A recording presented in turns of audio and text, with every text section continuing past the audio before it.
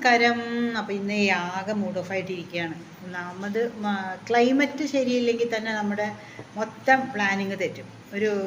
നമ്മുടെ മനസ്സിനൊരു സന്തോഷം ഉണ്ടെങ്കിൽ അത് കുറച്ചൊക്കെ ക്ലൈമറ്റിനെ ബാധിച്ചിരിക്കും കേട്ടോ. ക്ലൈമറ്റ് ഇങ്ങനെ ഒരു അന്തരീക്ഷമൊക്കെ ഇങ്ങനെ മൂടിക്കെട്ടിയിരിക്കുമ്പോൾ നമ്മളും അതേപോലെ വരും അല്ലേ. അപ്പോൾ എനിക്ക് ഇന്നും ഒരു സുഖം തോന്നാനുള്ള. ഇന്നലെ അതായിരുന്നു കേട്ടോ. ഇന്നലെ മോളുടെ പിറന്നാളായിരുന്നു. മോളുടെ നക്ഷത്രം കേട്ടോ, അശ്വതി നക്ഷത്രം. അപ്പോൾ കാലത്ത് തന്നെ അമ്പലത്തിലൊക്കെ പോയി രാവിലെ. പിന്നെ ശിവൻ്റെ അമ്പലത്തിൽ, വിഷ്ണുവിൻ്റെ അമ്പലത്തിൽ, അങ്ങനെ എൻ്റെ അമ്പലത്തിലൊക്കെ പോയിട്ട് വന്നു. അങ്ങനെ കുറേ കഴിഞ്ഞപ്പോൾ എനിക്ക് ആകെ ഇതായി. ഇന്നലെ ഞാൻ വന്നപ്പോൾ സാധാരണ ഞാൻ അമ്പലത്തിൽ പോയിട്ട് വന്നു കഴിഞ്ഞാൽ നല്ല മൂടായിരിക്കും, നല്ല ഇതിൽ വേഗം വീഡിയോ ഒക്കെ എടുക്കാൻ തോന്നാറുണ്ട്. പക്ഷേ ഇന്നലെ എന്തുകൊണ്ടോ ഇന്നലെ അങ്ങനെ തോന്നിയില്ല, അതുകൊണ്ട് ഇന്നലെ വീഡിയോ എടുത്തില്ല. പക്ഷെ അതിനു മുമ്പ് ഞാൻ രാത്രി ഇട്ടിരുന്നു ഞാൻ. അത് എൻ്റെ സത്യം പറയാൻ കൃത്യനിഷ്ഠയില്ല എന്നുള്ളത് വേണമെങ്കിൽ പറയാം, വീഡിയോ എടുക്കണ കാര്യത്തിൽ കേട്ടോ. ബാക്കി എല്ലാത്തിലും ഉണ്ടാവും. അപ്പോൾ ഇന്ന് ഇങ്ങനെ ഇരിക്കുമ്പോൾ തോന്നി എന്നാൽ ശരി കുറച്ച് നേരം വെറുതെ ഒന്ന് വർത്താനം പറയാമെന്ന് കരുതി വന്ന കേട്ടോ. നമ്മുടെ ക്ലൈമറ്റ് എന്ന് പറയുമ്പോൾ ഇപ്പോഴത്തെ ഇപ്പോൾ ഈ 2 ദിവസമായിട്ട് പെട്ടെന്നൊരു മഴ വരും, പിന്നെ കുറച്ച് കഴിയുമ്പോൾ നല്ല വെയിലായിരിക്കും അല്ലേ. അങ്ങനെയൊക്കെ വരുമ്പോഴേ ഒരു സുഖം തോന്നണില്ല. പിന്നെ ലൈറ്റാണെങ്കിൽ ഇടയ്ക്കിടയ്ക്ക് പോയിക്കൊണ്ടിരിക്കുകയാണ്. എന്തെങ്കിലും അരച്ച് വെക്കണം എന്നൊക്കെ വിചാരിച്ചു കഴിഞ്ഞാൽ അപ്പോഴത്തേക്കും കറണ്ട് പോകും വേഗം തന്നെ. ഇന്ന് ഞാൻ എന്ത് ചെയ്തു എന്ന് വെച്ചാൽ ഇന്നലെ അരച്ച് വെക്കണം എന്ന് വെച്ചാൽ ഇന്നലെ എനിക്ക് പറ്റിയില്ല. ഇന്നലെ പൊതുവേ ഞാൻ പറഞ്ഞല്ലോ എനിക്ക് ആകെ ഒരു ഇതായിരുന്നു എന്ന്. അപ്പോൾ ഇന്ന് രാവിലെ ഞാൻ വേഗം കുറച്ച് പച്ചരിയും തുമരപ്പരിപ്പില്ലേ അതും പിന്നെ കുറച്ച് ഉഴുന്നും കൂടി അരച്ച് കുറച്ച് തക്കാളിയൊക്കെ ചേർത്ത് അരച്ചു കേട്ടോ. പുളിപ്പിന് വേണ്ടി തക്കാളി, കാരണം അപ്പം തന്നെ ഉണ്ടാക്കുകയല്ലേ, പുളിക്കാൻ വേണ്ടി വെക്കണില്ലല്ലോ. പിന്നെ കുറച്ച് കടുകൊക്കെ വറുത്ത് സവാളയൊക്കെ ചേർത്ത് വഴറ്റി അതിലേക്കിട്ട് താളിച്ചൊഴിച്ച് പിന്നെ എല്ലാം കൂടി കലക്കിയിട്ട് നല്ല എന്താ പറയുക അപ്പം പോലെ ഉണ്ടാക്കിയെടുത്തു. എന്ന് പറഞ്ഞാൽ കട്ടിയായിട്ട് പരത്താനൊന്നും പോയില്ല. അപ്പച്ചട്ടിയിൽ ഇങ്ങനെ ഇതായിട്ട് നമ്മുടെ ഊത്തപ്പം ഇല്ലേ അതുപോലെ. അപ്പോൾ അതൊക്കെ തിന്നിട്ട് ഇങ്ങനെ ഇരിക്കുകയാണ്, മയങ്ങി ഇരിക്കണ പോലെ ഇരിക്കുകയാണ്. കാരണം നല്ല ഓരോ ഇതിലും ഞാൻ 2-3 തവി മാവ് ഒഴിച്ചിട്ടാണ് ഉണ്ടാക്കി. അപ്പോൾ ഒരെണ്ണം തിന്നുമ്പോഴത്തേക്കും വയറ് ഫില്ലാവുകയാണ്. അപ്പോൾ എല്ലാവർക്കും സ്വാഗതം. അപ്പോൾ നിങ്ങളുടെ എല്ലാവരും ബ്രേക്ക്ഫാസ്റ്റും ലഞ്ചും ഒക്കെ കഴിഞ്ഞിട്ടുണ്ടാവും ഞാൻ ഇത് ഇട്ട് വരുമ്പോഴത്തേക്കും അല്ലേ. പിന്നെ വെറുതെ ഇങ്ങനെ കുറച്ച് നേരം നോക്കി ഇന്ന് വന്ന് പേപ്പറൊക്കെ വായിച്ചു കഴിഞ്ഞപ്പോൾ എനിക്ക് തോന്നി അതിനകത്ത് അമൃതാനന്ദമയിയുടെ കണ്ടു ഞാൻ. ഞായറാഴ്ച മാതൃഭൂമിയിൽ ഇടാറില്ല. അപ്പോൾ അതിനകത്ത് എന്താണ് മറ്റേ വിനയത്തെ പറ്റിയിട്ടേക്കണമെന്ന്. വിനയം, നമ്മൾ വിനയത്തോടെ സംസാരിക്കുന്നത്, ഓരോ ഇത് പറയില്ലേ, അത് കണ്ടപ്പോൾ എനിക്ക് തോന്നി എന്നാൽ ശരി നമുക്കിന്ന് അതിനെപ്പറ്റി ഒന്ന് പറഞ്ഞാലോ എന്ന് തോന്നി. അതെന്താ അറിയോ, നമ്മൾ വിനയവും ഭക്തി എന്നൊക്കെ പറഞ്ഞാൽ അതൊരു പ്രത്യേക ഇതാട്ടോ. കാരണം ഇപ്പോൾ ജയറാമില്ലേ, സിനിമ ജയറാമിനെ കണ്ടിട്ടുണ്ടോ, എന്നാ വിനയ അല്ലേ. എൻ്റെ അമ്മ ഇങ്ങനെ കുമ്പിട്ടല്ലാതെ പുള്ളി നിൽക്കൂല.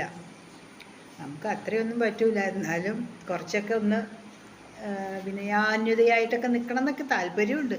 അങ്ങനെയാണ് ചെയ്യാറുള്ളത്. പിന്നെ ചിലവർ നമ്മളെ കാണുമ്പോൾ എന്തോ ഇവളാര് എന്തെന്നുള്ള മട്ടിലൊക്കെ പോണ കാണുമ്പോൾ വിനയവും പോവും, ഈ പറഞ്ഞ ഭക്തിയും പോവും. അപ്പോൾ നമുക്ക് ഒന്നും കൂടി ദേഷ്യം വരും അല്ലേ. നമ്മൾ കുറച്ച് സ്നേഹത്തോടെ ഒന്ന് നല്ല രീതിയിൽ സംസാരിച്ചുകൊണ്ട് നമ്മൾ ആരുടെയെങ്കിലും പോകുമ്പോൾ അവർ മുഖവും നമ്മളെന്തോ അവരുടെ എന്തോ വലിയ കുറ്റം ചെയ്ത പോലെയൊക്കെയാണ് ചിലവരുടെ മുഖം കണ്ടു കഴിഞ്ഞാൽ.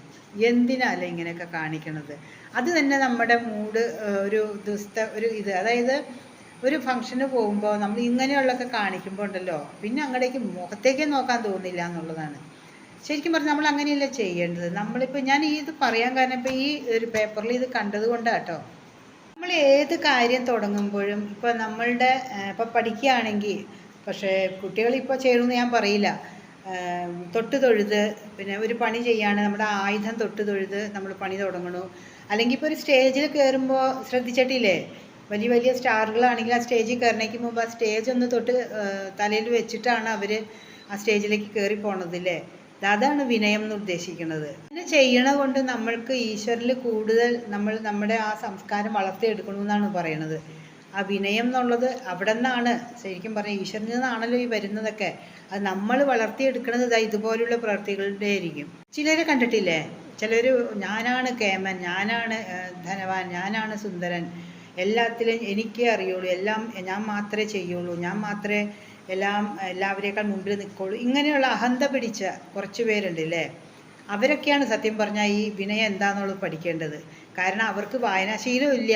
സത്യം പറഞ്ഞാൽ അതാണ് ഞാൻ പറയുകയാണ്. വായനാശീലം ഉള്ളവർ ഒരിക്കലും അങ്ങനെ ചെയ്യില്ല എന്നുള്ളതാണ്. കാരണം നമ്മൾ ഇതിലെയൊക്കെ കുറച്ച് ഇതുപോലത്തെ ഒക്കെ വായിച്ച് നോക്കുമ്പോൾ ഉണ്ടല്ലോ, നമ്മളിൽ അഹങ്കാരം ഉണ്ടെങ്കിൽ അത് തന്നെ പോകും എന്നുള്ളതാണ്. ഈ ചിലരെ കണ്ടിട്ടില്ലേ, നമ്മളൊന്ന് ചിരിച്ചുകൊണ്ട് ചെന്നാൽ പോലും മുഖം മാറ്റി പിടിച്ചുകൊണ്ട് പോണത്, അല്ലെങ്കിൽ നമ്മളെ കണ്ട് പരിചയം ഇല്ലാത്ത പോലെ നടിച്ചുകൊണ്ട് പോണത് അല്ലേ. അവരോടൊന്നും പറയാൻ നമുക്ക് വാക്കുകളില്ല. കാരണം അവർക്ക് എന്താണ് സംസ്കാരം എന്താണെന്ന് അറിയില്ല. അതാണ് ശരിക്കും. വിദ്യാഭ്യാസം കുറേ കൊടുത്തുകൊണ്ട് കാര്യമില്ലല്ലോ അല്ലേ. ഞാൻ എപ്പോഴും അങ്ങനെയാ പറയുള്ളൂ. കുറേ വിദ്യാഭ്യാസം ഉണ്ട്, കുറേ പണം ഉണ്ടെന്ന് പറഞ്ഞിട്ട് കാര്യമില്ല. മനുഷ്യൻ എങ്ങനെ പെരുമാറണം എന്ന് ആദ്യം പഠിക്കണം, അല്ലെങ്കിൽ അവരെയൊക്കെ അങ്ങനെ പഠിപ്പിക്കണം. അതാണ് വേണ്ടത്. അത് കിട്ടേണ്ടത് സ്വന്തം വീട്ടിൽ നിന്ന് തന്നെയാണ്. അല്ലാതെ മറ്റുള്ളവർ, അല്ലെങ്കിൽ വായിച്ച അറിവ് വേണം. ഇത് സ്വന്തം വീട്ടിൽ നിന്നും കിട്ടിയിട്ടില്ല, വായിച്ചിട്ടുള്ള അറിവും ഇല്ലെങ്കിൽ പിന്നെ പറഞ്ഞിട്ട് കാര്യമില്ല. നമ്മൾ ആരെ നോക്കി കണ്ടാലും നമ്മൾ ചിരിച്ച് ഒന്ന് ആ സുഖമല്ലേ ചോദിച്ചു, ആ അതെ സുഖമാണെന്ന് പറഞ്ഞാൽ എന്താ കുഴപ്പം അല്ലേ.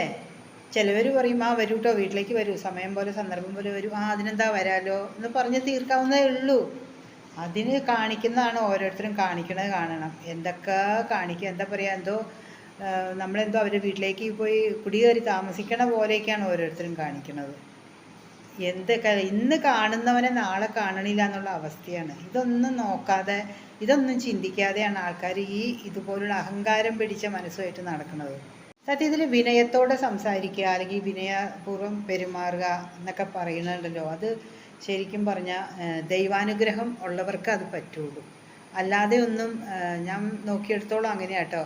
കാരണം അവരുടെ മനസ്സിലെ ദൈവം നാലുപേരെ കാണിക്കാനുള്ള ഒരു ദൈവാനുഗ്രഹം ഉണ്ട് എന്നുള്ള മട്ടിലൊക്കെ വേണമെങ്കിൽ കാണിക്കാം. കുറേ ചന്ദനക്കൂരും തൊട്ട് കുറച്ച് പൂവും തൊട്ട് വലിയ എന്താ പറയുക, അമ്പലത്തിൽ പോയി 2 നേരവും പോയി അമ്പലത്തിൽ പോയി തൊഴുതുകൊണ്ടൊന്നും ഈശ്വരാനുഗ്രഹം കിട്ടൂല. നമ്മൾ ഒരു മനുഷ്യനോട് എങ്ങനെ പെരുമാറണു, അതിലാണ് അവരോട് എങ്ങനെ വിനയപൂർവ്വം, അത് പ്രായത്തിൽ മൂത്തവരായിക്കോട്ടെ അല്ലെങ്കിൽ പ്രായത്തിൽ ചെറുതായിക്കോട്ടെ, എന്നാലും ശരി, കുട്ടികളോട് തൊട്ട് മുതിർന്നവരോട് വരെ അവർ ഓരോരുത്തരും പെരുമാറുന്നത്, അതാണ് ആ ഈശ്വരഭക്തി എന്നുള്ളതും വിനയം എന്നുള്ളതും വരുന്നത് അല്ലേ. ഇതിൽ പറയുന്നുണ്ട് കേട്ടോ, നോക്കിലും വാക്കിലും പ്രവൃത്തിയിലും എല്ലാം വിനയഭാവം വളർത്താൻ നമ്മൾ ശ്രമിക്കണമെന്ന്. അത് സത്യമാണ്. നമ്മുടെ നോട്ടം, നമ്മുടെ പ്രവൃത്തി, നമ്മുടെ വാക്ക്, ഇതിലെല്ലാം നമുക്ക് വിനയം വേണമെന്നുള്ളത് ശരിയാണ്. വലിയ വലിയ പ്രശസ്തരായ ആൾക്കാരെ നമുക്ക് നോക്കുമ്പോൾ അറിയാൻ പറ്റും അവർ എത്ര വിനയപൂർവ്വം അവർ കൈ കൂപ്പി നിൽക്കണതും ഒന്ന് തല കുമ്പിട്ട് നിൽക്കണതൊക്കെ കാണുമ്പോൾ അറിയാൻ പറ്റും. ഒന്നുമല്ല, അവർ അത്രയും വളർന്നു വന്നത് അവരുടെ വിനയത്തോടെയുള്ള ആ പെരുമാറ്റമാണ്. അത് എന്ത് ചെയ്യുക, നമ്മളുടെ ചില സന്ദർഭങ്ങളിൽ നമ്മളതൊക്കെ മറന്നു പോണു, അല്ലെങ്കിൽ എന്തുകൊണ്ടോ നമുക്കൊരു തടസ്സം പോലെ ആ വിനയം എന്നുള്ളത് നമ്മുടെ മുമ്പിൽ വരണില്ല. അത് നമ്മുടെ എതിരെ നിൽക്കുന്ന ആളുടെ സ്വഭാവത്തിനെ കൂടി ആശ്രയിച്ചിരിക്കും എന്ന് പറഞ്ഞത് ശരിയാണ്. നമ്മളിപ്പോൾ സ്നേഹത്തോടെ നല്ല വിനയത്തോടെയൊക്കെ നിൽക്കുന്നു, പക്ഷെ നമ്മുടെ മുമ്പിലുള്ളവർ നമ്മൾ തല്ലാൻ വരുന്ന പോലെ നിന്ന് കഴിഞ്ഞാൽ നമ്മുടെ വിനയമൊക്കെ പോവില്ലേ. അത് അങ്ങനെയാണ് നമ്മുടെ ഉള്ള വിനയവും പോണത്. ഇതുപോലുള്ള നമ്മുടെ എതിരെ നിൽക്കുന്ന ആളെ ആശ്രയിച്ചിരിക്കുന്നു പറഞ്ഞാൽ അതാണ് ഞാൻ ഉദ്ദേശിച്ചത്. ഇല്ലെങ്കിലും അത് സത്യം കേട്ടോ. ഈശ്വരകൃപ വേണമെങ്കിൽ വിനയം നമ്മളിൽ ഉണ്ടായിരിക്കണം. അത് സത്യമാണത്, ഇല്ലയെന്ന് ഞാൻ പറയില്ല. കാരണം നമ്മൾ തന്നെ ചിന്തിച്ച് നോക്കിയാൽ മതി. നമ്മളുടെ ആ ലെവലും ഇപ്പോൾ ഞാൻ പറയുന്ന കുറേ വലിയ വലിയ ആൾക്കാർ വിനയത്തോടെ നിൽക്കണത് ഒന്ന് നമ്മൾ കമ്പയർ ചെയ്ത് നോക്കിയാൽ മതി. നമ്മളിൽ എവിടെ തെറ്റുണ്ട് നമുക്ക് തന്നെ മനസ്സിലാക്കാൻ പറ്റും. എന്തായാലും ഒന്ന് പറയട്ടെ, നമ്മളോട് സ്നേഹത്തോടെ ചിരിച്ചുകൊണ്ട് സംസാരിക്കുന്നവരെ നോക്കി, അല്ലെങ്കിൽ നമ്മളെ സുഖം അന്വേഷിച്ച് ആരെങ്കിലും എന്തെങ്കിലും ഒരു വാക്ക് ചോദിക്കുകയാണെങ്കിൽ അത് തിരിച്ച് നമ്മൾ ആ വിനയത്തോടു കൂടി ഒന്ന് മറുപടി പറഞ്ഞു നോക്കൂ കേട്ടോ. നാളെ നമുക്കതുകൊണ്ട് എന്തെങ്കിലുമൊക്കെ ഗുണമേ ഉണ്ടാവൂ.